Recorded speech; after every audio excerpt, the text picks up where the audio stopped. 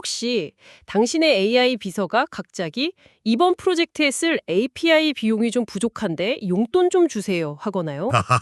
하하. 아니면 아예 제 이름으로 된 신용카드가 필요해요 라고 말하는 세상 상상해 보신 적 있으세요? SF 영화 같은데요? 그렇죠. 영화 같은 이야기인데 바로 오늘 저희가 파고들 미래의 문턱에서 지금 벌어지고 있는 일입니다. 스트레이프의 핵심 관계자와의 대화 자료들을 바탕으로 AI와 결제 시스템, 또 이 글로벌 테크 지형이 어떻게 바뀌고 있는지 한번 그 속을 들여다보겠습니다. 단순히 신기한 기술 소개가 아니고요. 이 변화가 당신의 쇼핑 습관부터 세계 경제 판도까지 어떻게 뒤흔들지 그 핵심을 제대로 짚어보는 게 저희의 목표입니다. 네, 그리고 여기서 정말 흥미로운 지점은요. 이 모든 변화가 따로 노는 게 아니라는 겁니다. 뭐랄까, 하나의 거대한 톱니바퀴처럼 다 맞물려 돌아가고 있거든요. 아, 톱니바퀴요? 네, AI가 상거래의 규칙을 완전히 새로 쓰고 있고요. 또 동시에 각국 정부는 보이지 않는 디지털 국경을 세우고 있어요. 그런데 또 그 틈새를 스테이블 코인 같은 새로운 기술이 파고들면서 기회를 만들고 있죠. 오늘은 이 거대한 퍼즐 조각들을 하나씩 맞춰보면서 큰 그림을 그려보겠습니다. 좋습니다. 그럼 첫 번째 퍼즐 조각부터 한번 맞춰보죠. 바로 AI가 우리의 쇼핑 경황을 바꾸는 방식인데요. 예전에는 베이직색 3인용 소파 이렇게 키워드로 검색했잖아요. 네, 그렇죠. 근데 이제는 AI한테 자, 우리 집 거실 사진이야. 이 분위기에 어울리는 3인용 소파 좀 찾아줘. 예산은 이 정도고. 이렇게 말하는 시대가 됐으니까요. 바로 그 지점이 모든 변화의 시작전이라고 할 수 있습니다. 검색이 명령에서 대화로 바뀌면서 소비자는 훨씬 더 미묘하고 구체적인 자기 취향을 표현할 수 있게 된 거죠. 이건 사실 잘 알려지지 않은 소규모 브랜드에게는 엄청난 기회가 될 수 있습니다. 일종의 민주화가 일어나는 거예요. 민주화라뇨? 오, 저는 오히려 AI가 유명 브랜드만 추천해줘서 뭐랄까 부익부 빈익빈이 더 심해질 수도 있지 않을까 생각했는데요. 아, 좋은 질문입니다. 물론 단기적으로는 그럴 수 있죠. 하지만 장기적으로는 달라질 겁니다. 과거에는 검색 광고에 돈을 많이 쓰거나 플랫폼 첫 페이지에 노출되는 게 중요했잖아요. 네, 무조건이죠. 하지만 대화형 AI는 소비자의 진짜 의도를 파악하는 능력이 뛰어나기 때문에 광고비 순서가 아니라 가장 적합한 제품을 찾아줄 확률이 높아요. 예를 들어 친환경 소재로 만들었고 우리 집 고양이가 긁어도 괜찮은 튼튼한 소파를 찾는다고 해보세요. 네. 그럼 AI는 대기업 브랜드가 아니더라도 그 조건에 딱 맞는 장인 브랜드를 찾아내서 추천해 줄 수 있다는 거죠. 아, 그러니까 이제 단순히 여러 상품을 모아 보여주는 그런 편집샵 같은 모델만으로는 경쟁력이 없어진다는 의미군요. 정확합니다. 브랜드 고유의 철학이나 제품력 이런 게 훨씬 중요해지겠네요. 네, 바로 그거죠. 만약 당신의 비즈니스가 그저 상품을 모아 보여주는 것에만 의존했다면 이제는 정말 심각하게 고민해야 할 시점입니다. 하지만 독창적인 제품과 스토리를 가진 브랜드라면 이야기가 달라요. 소비자와 맺은 강한 유대감은 검색 엔진이 바뀐다고 해서 쉽게 사라지지 않거든요. 음, 아마존이 수십 년간 물류에 투자해서 누구도 넘볼 수 없는 배송이라는 해자를 판 것처럼요. 이제는 브랜드 고유의 가치가 새로운 해자가 되는 셈입니다. 여기서부터가 진짜 SF의 영역으로 들어가는 것 같은데요. AI가 물건을 찾아주는 걸 넘어서 직접 돈을 쓴다고요? 네. 에이전트 커머스라는 개념이 있던데 AI가 신용카드를 갖는다는 게 이게 대체 무슨 뜻인가요? AI가 충동 구매라도 하면 어떡하죠? 하하, 충동구매 걱정은 아직 안 하셔도 될 것 같고요. 아주 현실적인 필요성에서 출발하는 개념입니다. 현실적인 필요성이요? 네. 예를 들어서 AI한테 우리 회사 웹사이트 성능을 분석하고 개선 방안 보고서를 만들어줘 라는 임무를 줬다고 상상해 보세요. 네. AI가 작업을 하다가 특정 유료 분석 도구를 써야만 가장 정확한 데이터를 얻을 수 있다고 판단하는 거죠. 이때 사람에게 일일이 허락을 받는 대신에 주어진 예산 내에서 스스로 그 도구를 결제하고 작업을 마치는 겁니다. 와, 말 그대로 기계가 주어진 목표를 달성하기 위해 돈을 쓰는 시대가 열리는 겁니다. 그건 정말 패러다임의 전환인데요. 그럼 기업들은 이제 사람뿐만 아니라 AI를 상대로도 마케팅을 해야 하는 거군요. 바로 그겁니다. 개발자님, 저희 API 쓰세요가 아니라 AI 에이전트님, 저희 API가 가장 효율적이고 저렴합니다. 이렇게 설득해야 하는 거네요. 네, 맞습니다. 미래에는 기업의 고객이 사람이 아닐 수도 있다는 것.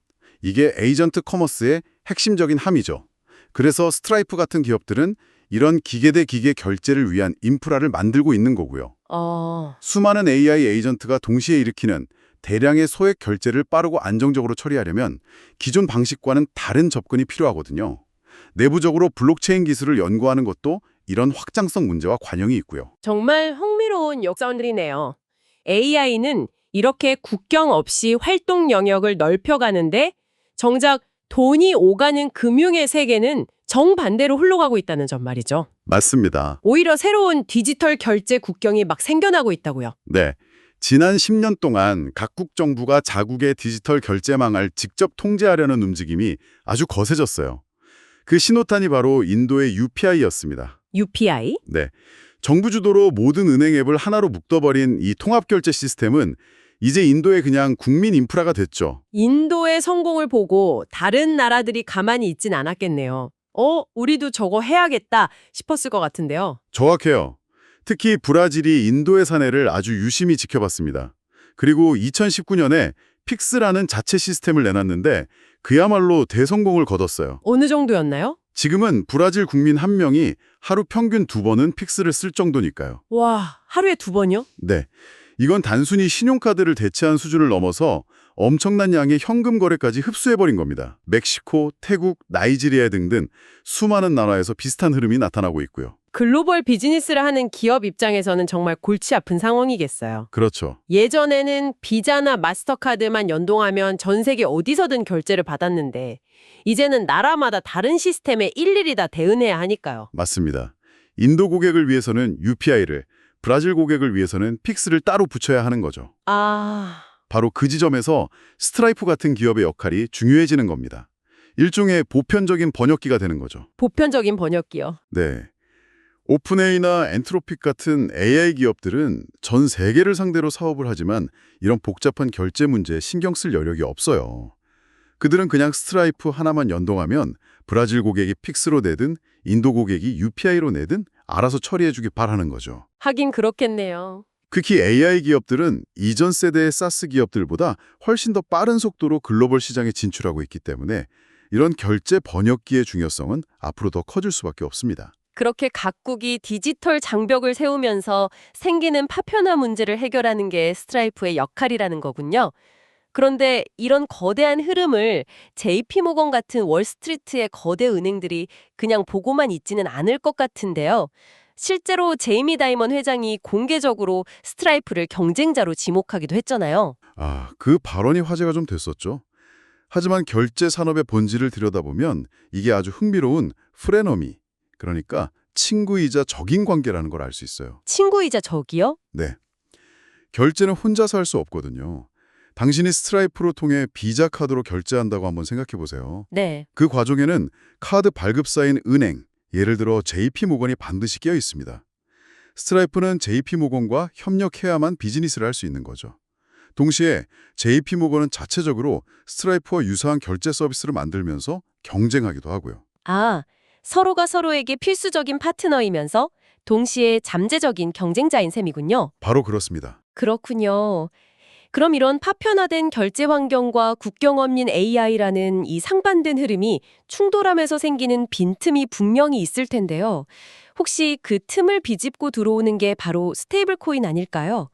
한때는 투기 수단으로만 여겨졌는데 요즘 실제로 좀 의미 있는 쓰임새를 찾고 있나요? 아주 예리한 지적이십니다. 현재 스테이블 코인의 가장 확실한 쓰임새는 바로 그 국경 간 거래에서 나오고 있어요. 국경 간 거래요? 네. 미국이나 유럽 안에서는 은행 송금이 빠르고 저렴하지만 미국에서 필리핀으로 혹은 브라질에서 나이지리아로 돈을 보내는 건 여전히 비싸고 느리고 복잡하거든요. 스테이블 코인은 바로 이 문제를 아주 효과적으로 해결하고 있습니다. 혹시 구체적인 사례가 있을까요? 펠릭스 파고라는 회사가 아주 좋은 예입니다. 미국에 있는 노동자가 멕시코의 가족에게 돈을 보낼 때 쓰는 송금 서비스인데요. 네. 왓츠앱 채팅을 통해 아주 간단하게 송금할 수 있어요. 내부적으로는 스테이블 코인을 활용해서 수수료는 거의 없고 속도는 즉시 이루어지는 경험을 만들어냈죠. 덕분에 폭발적으로 성장하고 있고요. 듣고 보니까 왓츠앱 효과랑 정말 비슷하네요. 맞습니다. 아주 정확한 비유예요. 그런가요? 네. 왓츠앱도 처음에는 미국 밖에서 먼저 인기를 얻었잖아요. 문자 메시지가 유료였던 많은 나라에서 무료 문자라는 강력한 기능으로 시장을 장악했죠. 그러다가 해외에 가족이나 친구가 있는 미국 사용자들이 그들과 소통하기 위해 왓츠앱을 쓰기 시작하면서 결국 미국 시장을 밖에서 안으로 공략하는 데 성공했습니다. 아, 스테이블 코인도 비슷한 길을 갈 거라는 예측이시군요. 국경 간 송금이라는 명확한 필요성 때문에 사람들이 스테이블 코인 지갑을 갖게 되고 기술에 익숙해지면 네, 그렇죠. 점차 국내에서의 개인 간 송금이나 다른 결제 수단으로 사용처가 확산될 거라는 시나리오네요. 그럴 가능성이 매우 높다고 봅니다. 일종의 선순환이 시작되는 거죠. 여기서 흥미로운 건 은행들의 태도 변화예요. 과거 비트코인을 맹비난했던 제이미 다이먼 같은 인물조차 이제는 토크나 예금 같은 개념을 적극적으로 도입하며 성과를 내고 있거든요. 오, 5년, 10년 전만 해도 암호화폐에 대해 극도로 회의적이었던 은행들이 이제는 훨씬 더 포용적인 자세를 보이고 있다는 것. 이게 바로 큰 변화의 증거입니다. 경쟁 이야기를 조금만 더 해보죠. JP 모건도 물론 거대한 경쟁자지만 어쩌면 더 무서운 경쟁자는 애플 아닐까요? 애플페이가 점점 더 많은 역할을 하면서 스트라이프의 영역을 침범할 수도 있을 것 같은데요. 애플페이는 경쟁자라기보다는 훌륭한 파트너 관계의 대표적인 예라고 보는 게 맞을 것 같아요. 파트너 관계요? 네, 스트라이프의 궁극적인 목표는 인터넷 경제의 전체 규모, 그러니까 인터넷 GDP를 키우는 겁니다. 그런 관점에서 보면 애플페이는 결제 과정의 마찰을 극적으로 줄여서 새로운 상거래를 만들어내는 1등 공신이죠. 마찰을 줄인다는 게 구체적으로 어떤 의미죠? 혹시 요즘 식당에서 테이블에 있는 QR코드 찍어서 주문하고 바로 결제해 본 경험 있으세요? 아, 네, 많죠. 애플페이로 지문이나 얼굴 인식 한 번이면 결제가 끝나잖아요. 만약 그 과정에서 16자리 카드 번호랑 유효기간, CVC까지 다 입력해야 했다면 어땠을까요? 아, 생각만 해도 끔찍하네요. 그렇죠. 확실히 그냥 직원을 부를 것 같아요. 바로 그겁니다. 애플페이 같은 기술 덕분에 이전에는 불가능했던 새로운 유형의 상거래가 생겨나고 결국 전체 인터넷 경제의 파이가 커지는 거죠. 스트라이프는 이렇게 생태계 전체의 성장에 기여하는 모든 플레이어를 환영하는 입장입니다. 파이가 커지면 우리 목도 자연히 커진다고 보는 거죠. 마지막으로 유럽 이야기를 좀 해보고 싶습니다. 보통 유럽 하면 혁신의 무덤 이런 이미지가 강했잖아요. 네, 그랬었죠. 과도한 규제 때문에 미국이나 중국 같은 거대 테크 기업이 나오기 어렵다는 비판이 많았고요. 그런데 자료를 보니까 최근 분위기가 좀 바뀌고 있는 것 같아요. 네, 아주 의미 있는 변화가 감지되고 있습니다. 불과 몇 년 전만 해도 유럽 내에서 우리 규제가 너무 과해서 혁신을 저해야 한다는 말을 하는 건 거의 금기시되는 분위기였어요. 아, 정말요? 네, 하지만 이제는 달라졌습니다. 최근에 나온 드라기 보고서는 바로 그 문제를 정면으로 지적하면서 유럽 내에서 엄청난 호평을 받았죠. 문제점을 인정하기 시작했다는 것만으로도 큰 변화군요. 혹시 구체적인 움직임도 있나요? 폰데어 라이엔 EU 집행위원장이 EU 잉크라는 구상을 내놓은 게 대표적입니다. EU 잉크요? 네, 지금은 27개 회원국마다 법인 설립 절차가 다 다른데 이걸 하나로 통합해서 유럽연합 전체에 쉽게 회사를 세울 수 있는 28번째 표준 체제를 만들자는 아이디어죠. 이렇게 문제를 공론하고 해결책을 찾으려는 움직임이 활발해졌다는 것 자체가 아주 긍정적인 신호입니다. 그렇군요. 그리고 미스트랄처럼 오픈 AI의 대항마로 꼽히는 성공적인 유럽 AI 기업이 등장한 건 이런 변화가 단순한 구호에 그치지 않는다는 걸 보여주는 증거이기도 하고요. 자, 오늘 정말 정신없이 여러 이야기를 넘나들었네요. AI가 쇼핑의 규칙을 바꾸는 에이전트 커머스 시대의 개막부터 각국 정부가 세우는 보이지 않는 디지털 국영, 그리고 그 틈새를 파고드는 스테이블 코인의 왓츠앱 효과까지 이 거대한 변화의 소용돌이 속에서 테크 기업들이 어떻게 서로 경쟁하고 또 협력하며 판을 짜고 있는지 입체적으로 조망해 본 것 같습니다. 이 모든 조각들이 맞춰지면서 우리가 목격하고 있는 건 바로 인터넷 경제의 다음 챕터가 열리는 순간입니다. 모든 것이 더 빠르고 더 지능적으로 변하는 동시에 역설적으로는 더 파편화된 방식으로 재편되고 있죠. 이 거대한 전환점에서 우리는 아직 서막을 보고 있을 뿐입니다. 오늘 대화는 마지막으로 우리에게 이런 질문을 던지는 것 같습니다. 지금까지 우리는 소수의 엔지니어들이 만든 똑같은 소프트웨어를 써왔잖아요. 네, 그랬죠. 하지만 오늘 이야기 나눈 미래는 AI가 우리 각자를 위한 개인화된 소프트웨어를 즉석에서 만들어주는 시대에 가깝습니다. 만약 당신의 주머니 속에 당신만을 위한 맞춤 소프트웨어 개발자가 24시간 대기하고 있다면 어떨까요? 말 한마디로 필요한 프로그램을 뚝딱 만들어준다면 당신의 업무 방식, 창의성, 그리고 일상은 어떻게 바뀔까요? 그리고 당신이라면 당신의 AI 비서에게 가장 먼저 어떤 소프트웨어를 만들어 달라고 요청하시겠습니까?